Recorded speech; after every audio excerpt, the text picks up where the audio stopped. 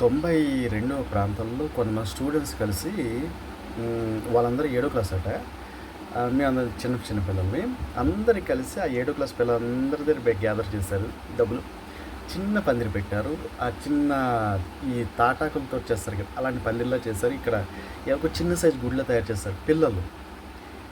అయితే వాళ్ళు ఎంత చక్కగా ప్రతిరోజు భజన చేసేవారు, పూజ చేసేవారు, అన్నీ చేసేవారు. కానీ దాని ఎదురుగా ఇంకో పందిరి పెట్టారు. వాళ్ళందరూ సినిమా పాటలు, ఏదో పాట అవన్నీ ఏవో అప్పటి కాలంలో ఉండాల్సిన దరిద్ర పాటలు ఉన్నాయి కదా, ఆ పాటలు అవన్నీ పెడితే పిల్లలు వెళ్ళి అంకుల్ వద్దంకుల్ ఇలా మేము మంచి పెట్టాం, చాలా మంచి పాటలు వేస్తున్నాం ఈ వద్దంకుల్ అని చెప్పి ఆ కాలంలో వాళ్ళ చేతి మానిపించి వీళ్ళు మంచి పాటలు ప్లే చేయించారు. నిజంగా నా ముందర జరిగింది. ఆ పిల్లలు పెరిగి పెద్దవాళ్ళు చాలా బాగా చేస్తూ ఉంటారు. అమెరికా రష్యాలు అందరూ వెళ్ళిపోయి ఉంటారు కదా, కానీ వాళ్ళు ఏడో క్లాస్లో పిల్లలు చేసిన వినాయక చవితి ఎప్పటికీ మర్చిపోలేదు. ఆ 7th క్లాస్ పిల్లలు అది ఆ రోజు డే 1 నుంచి వాళ్ళు ముందు రోజు అంతా అప్పటికే ముందు రోజు అన్ని ప్లాన్ ప్రకారం చేసుకున్నారు. రాత్రంతా కట్టలేదు, ఆ ప్లాన్ ప్రకారం జాగ్రత్త చేసుకున్నారు. 10 రోజుల ముందర నుంచి జాగ్రత్తగా అన్ని తాటాకు పందిరి నుంచి పందిరి మ్యాక్సిమం మీడియం అండి, చాలా బాగా చేశారు. ఆడవాళ్ళు వచ్చేది చక్కగా ముగ్గులు వేయడం, వినాయకుడిని రెడీ చేయడం, అంటే దాని తగ్గ పంతులు గారు వచ్చి పూజ చేయడం, వీళ్ళ పిల్లలందరూ నీట్గా బొట్లు పెట్టుకుని సాంప్రదాయబద్ధంగా ఈ పంచి లాంటిది కట్టుకుని హిందూ సాంప్రదాయంగా అందరూ కట్టుకుని పూజలో కూర్చుని అలా చేసేవారు. అలా మొదటి రోజుల్లోనే 2 రోజులు భజనలు, పూజలు అన్నీ జాగ్రత్త పిల్లలు చేశారండి, చిన్న పిల్లలు చేశారు. తర్వాత దీపారాధన చేశారు, హోమాన్ని పెట్టించారు, అన్నీ బాగా చేశారు. ఎక్స్ట్రాడినరీ, నిజంగా మెచ్చుకోలేకుండా నేను ఉండలేను, అంత బాగా చేశారండి. ఇప్పటికీ నా కళ్ళ ముందు ఉంది. అనుపు రోజున ఏం చేశారంటే ప్రసాదం వడ్డించారు. ప్రసాదం వడ్డించి అందరికీ పంచుతూ భజనలు చేస్తూ గణపతి కీర్తనలు చేస్తూ 7వ క్లాస్ పిల్లలండి వీళ్ళందరూ చేస్తూ ఉన్న దాంట్లో నీట్గా తయారు చేసే వినాయకుడిని. కొంతమంది అయితే ఏడుస్తూ వినాయకుడు వెళ్ళిపోతుంటే తట్టుకోలేక ఏడుస్తూ చేస్తూ 11 రోజు అయిపోయింది. 12 రోజు అనుపు మహోత్సవంలో వెనక నుంచి పెద్దవాళ్ళు కూడా సపోర్ట్గా వెళ్ళి అందరూ వెళ్ళి చక్కగా బీచ్ దగ్గర ననిపి అందరూ వచ్చేసారు. నిజంగా ఆ పిల్లలు మాత్రం ఎక్స్ట్రాడినరీ. మీరు నమ్ముతారు లేదో, ఆ ప్రాంతం అంతా వాళ్ళందరినీ ఇంచుమించు 2 సంవత్సరాలు మెచ్చుకున్నారు దగ్గర. ఎంత బాగా చేశారండి అంత. దాని ముందర ఇంకో పందిరి ఉందే, ఇదేం పందిర్రా బాబు చిచ్చేయి అన్నారు ఒకసారి. నిజంగా నా ముందర జరిగింది. మనకి వినాయక చవితి అసలు ఎప్పుడు స్టార్ట్ అయిందంటే 19th సెంచురీలో మనకి ఫస్ట్ టైం పందిర్లు వేయడం, పూజ చేయడం ఇవన్నీ కూడా తిలక్ గారి ఆధ్వర్యంలో జరిగాయి ఫస్ట్ టైం. అది చాలా బ్రహ్మాండంగా చేశారు ఆ రోజుల్లోట. ఆ రోజుల్లోని పందిరి వేసి చక్కగా అందరు కూడా సాంప్రదాయబద్ధంగా అప్పటి కాలంలో అంట పందిరి వేసిన రోజుల్లోని వినాయకుడు భజనలట, పూజలట, తర్వాత నృత్యాలట, గీతాలట, భరతనాట్యాలట, ప్రతిరోజు ఏదో ఒకటి పెట్టారట తిలక్ గారు 11 రోజుల పాటు. కానీ ఇప్పుడు వాళ్ళ రంగులు రాసుకునే వాళ్ళ పాటలన్నీ కూడా తీసుకొచ్చి పెడుతున్నారు. పాటల్లో ఏమైనా మీనింగ్ ఉందా అంటే అస్సలు మీనింగ్ చెత్త. అదేం పాటలు నిజంగా. ఆడవాళ్ళు వెళ్తుంటారు, చిన్నపిల్లలు వెళ్తుంటారు, వాళ్ళు ఇవే నేర్చుకుంటారు కదా, మనం కూడా కాస్త ఆలోచించాలి కదా. వాట్సాప్లో కనీసం 250 మంది ఉంటారు.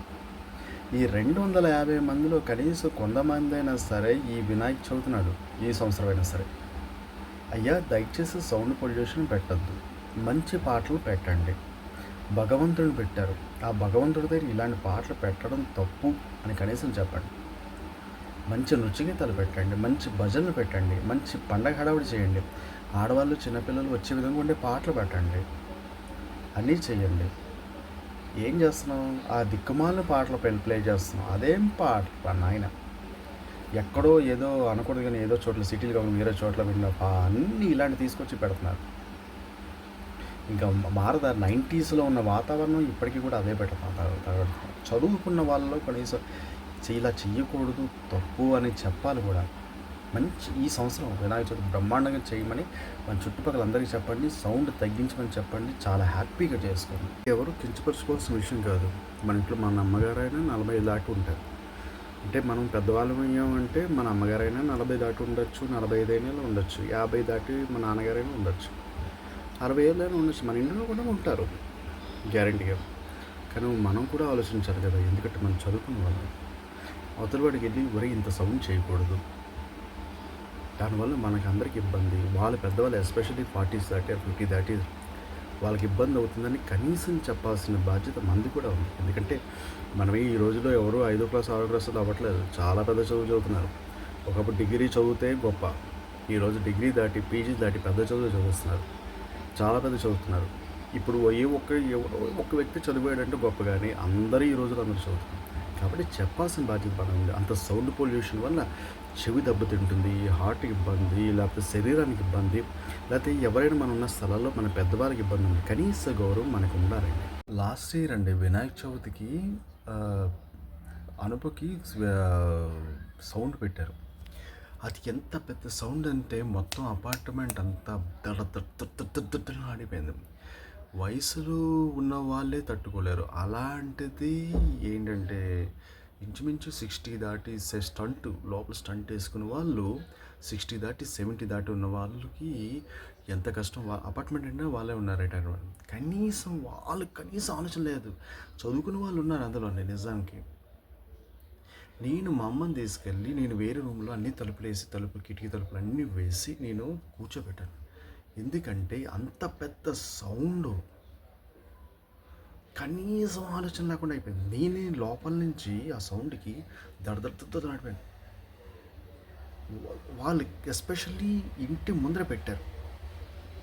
ఒక్కసారి ఏంటంటే అస్సలు మనిషికి ఏమవుతుందండి పరిస్థితి. ఏమైతే మనం ఏదైనా చేసినప్పుడు పక్కవాడి గురించి కూడా కొంచెం ఆలోచించాలండి.